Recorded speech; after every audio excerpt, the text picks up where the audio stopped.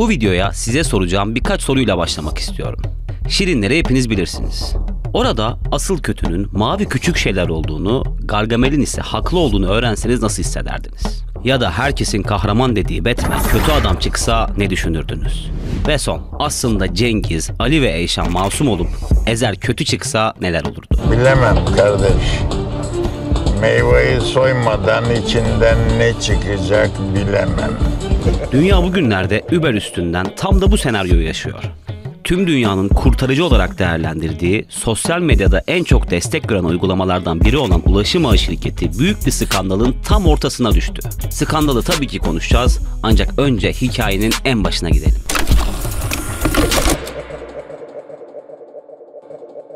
İçeriye geçmeden yalnızca birkaç saniyenizi alacağız. GZT olarak Yaptığımız işi seviyoruz ve çok çalışıyoruz. amacımız da GZT YouTube kanalını 1 milyon aboneye ulaştırmak. Bu da sadece sizin katkınızla mümkün. Abone ol butonuna tıklayarak 1 milyon yolculuğumuzda bize destek olabilirsiniz. Bir kişiden ne olur demeyin. Bizim için çok önemli. Şimdiden teşekkür ediyor. Ve hemen içeriye dönüyoruz. başlayalım.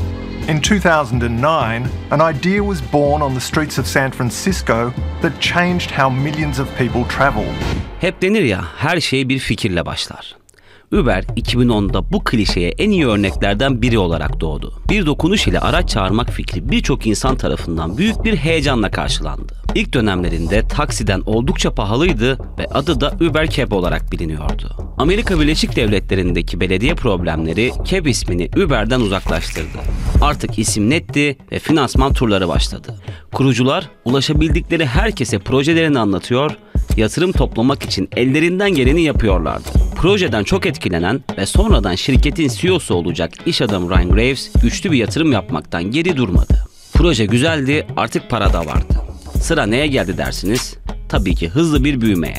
2011 Uber için gerçek bir şahlanış yılı oldu. Uygulama teknolojik anlamda her geçen gün yenileniyor, elde edilen gelir de hızlıca artıyordu. Şirket 2013 itibariyle gözünü uluslararası pazara dikmeye başladı. Önce Hindistan ve Afrika ülkeleri, hemen ardından ise Çin sokakları Uber'le tanışmış oldu. Şirket dünyanın 84 farklı ülkesinde hizmet veren dev bir organizasyona dönüştükten hemen sonra farklı ve özgün çalışmalar peşi sıra geliyordu. Sürücüsüz taksi hizmeti, sosyal sorumluluk projeleri ve dahası. What do you think when you look out at the crowd today obviously and see, here it is, a company that was an idea many years ago. Uber'in başarılarla dolu başlangıç hikayesini de anlattıktan sonra yavaş yavaş dev skandala doğru yaklaşıyoruz. Maalesef her şey birkaç dakikadır anlattığım kadar iyi ve doğru ilerlemedi.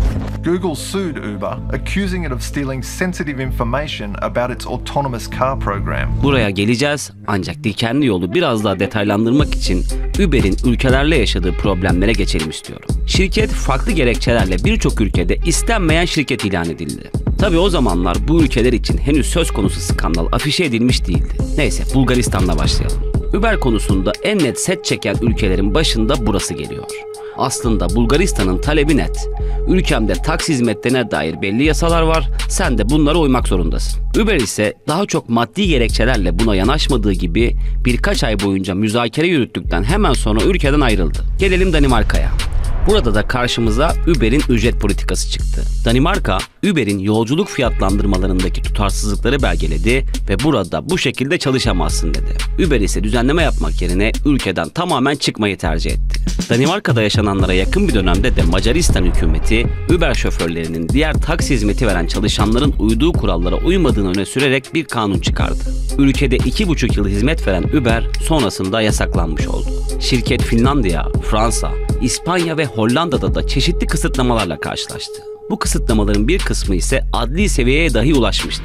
Birçok Uber şoförünün adli sicil kayıtları üzerinden başlatılan dava süreçlerinde şirket, yolcu güvenliğini sağlayamama üzerinden ağır cezalar aldı, ciddi paralar ödedi. Taksici-Uberci kavgası tam anlamıyla toplumu tehdit eder hale geldi. Sadece sürücüler değil, kullanıcılar yani halkı da huzursuz ediyor artık bu kavga. Türkiye'deki durumu zaten biliyorsunuz.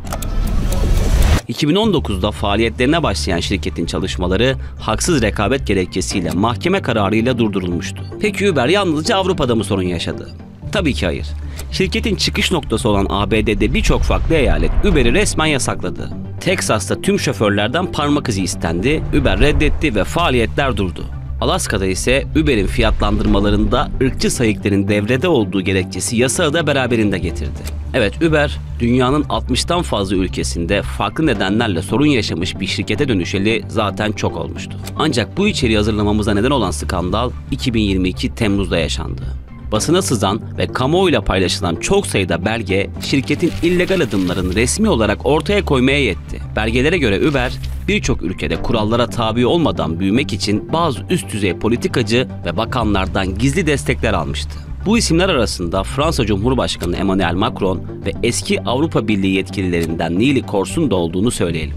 Belgeler, şirket yöneticilerinin olası bir polis baskınında tüm bilgisayarlara ve kayıtlı belgelere erişimi engelleyen bir yok et butonu için çalıştığını da ortaya koydu. Buradan yöneticilerin başlarına gelecekleri anladıklarını da anlayabiliyoruz. Her neyse, Uber Files ismiyle yayınlanan belgeler 2013 ve 2017 yılları arasında 83.000 e-mail ve 1000'den fazla diyalog kanıtı içeren 124.000 farklı kayıttan oluşuyor.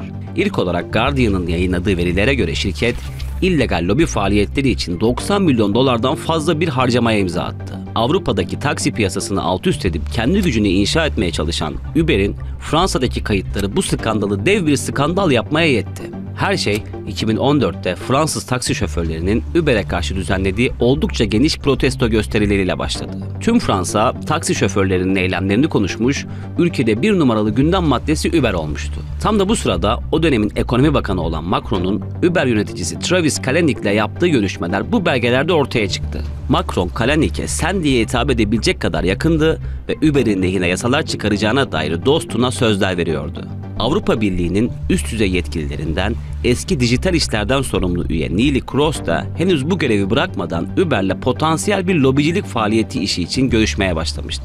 Görev süresi bittikten sonra da Uber için çalışmaya ve yakın olduğu siyasiler üzerinden şirket lehine kampanyalar yürütmeye başladı. Bu da Avrupa Birliği'nin etik kurallarına aykırı eylemlerin ortaya çıkmasına yol açtı. O dönem Uber sadece dünyanın en hızlı gelişen şirketlerinden biri değildi. Aynı zamanda en çok tartışılan, hakkında birçok dava açılan, veri sızıntısı ve cinsel şiddet soruşturmalarıyla çalkalanan bir yapıydı. Süreç böylece devam ederken hissedarların isyan dalgası başladı. Kalanick uzun bir çabanın ardından sonunda yönetici pozisyonundan uzaklaştırıldı. Uber için sızdırılan bu belgelerde Fransa ve Hollanda dışında çok sayıda ülke ve eyalette yer alıyor. Yani şirket illegal büyüme için elinden geleni ardına koymamış ve yoğun bir programla her şeyi yapmak için çaba göstermişti.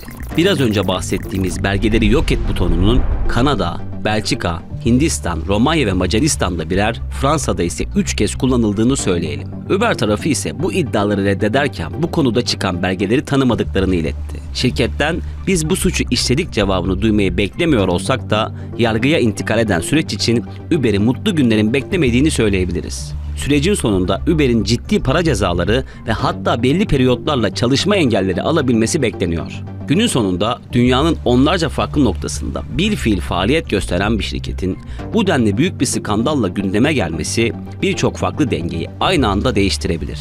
Uber, oluşturduğu illegal büyüme ağıyla yıllardır edindiği çok sayıda birikimi kaybetme noktasına çoktan geldi. Şirketin bu darboğazdan çıkıp çıkamayacağını ve üst düzey yöneticileri için belirlenecek hukuki koşulların ne olduğunu ise tabii zaman gösterecek.